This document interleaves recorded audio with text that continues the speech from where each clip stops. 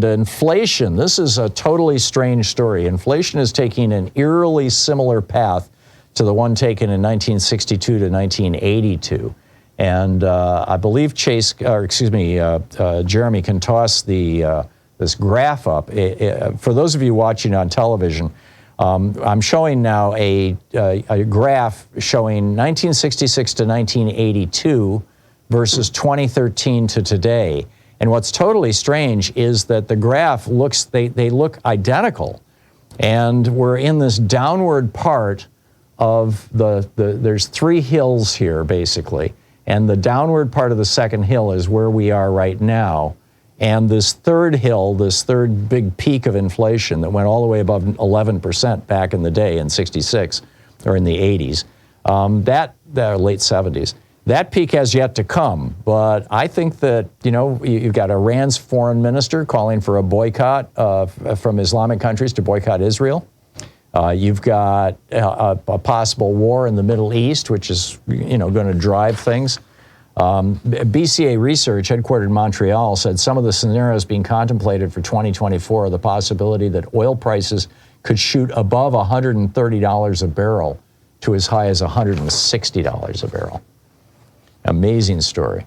Absolutely amazing story. And along with that, what we're seeing is that car interest rates, high car loan interest rate payments are really being problematic, are causing problems right now. The percent of subprime auto borrowers at least 60 days past due on their loans rose to 6.11% in September. This is the highest it's been since 1994, and it wasn't this high in 1994. That's just when they began collecting the data. Behind the surge is higher car prices and borrowing costs, especially as millions of Americans recently had to start paying their student loans.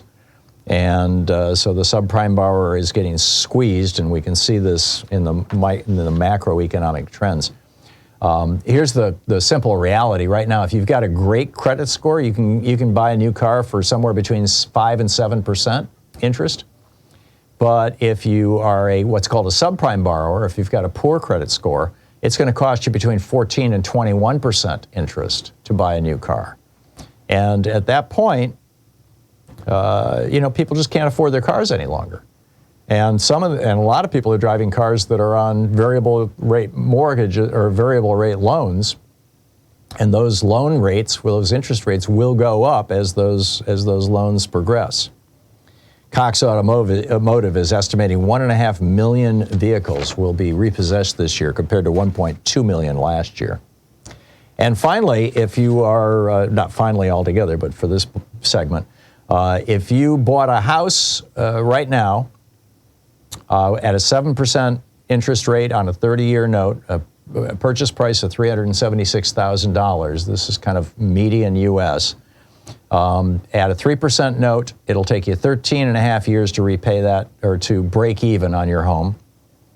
At a 10% down payment, it'll take 12 years to break even on your loan. With a 20% down payment, it'll take 11 years to break even on your loan. In other words, it'll be that long before you can sell your home for what you bought it for.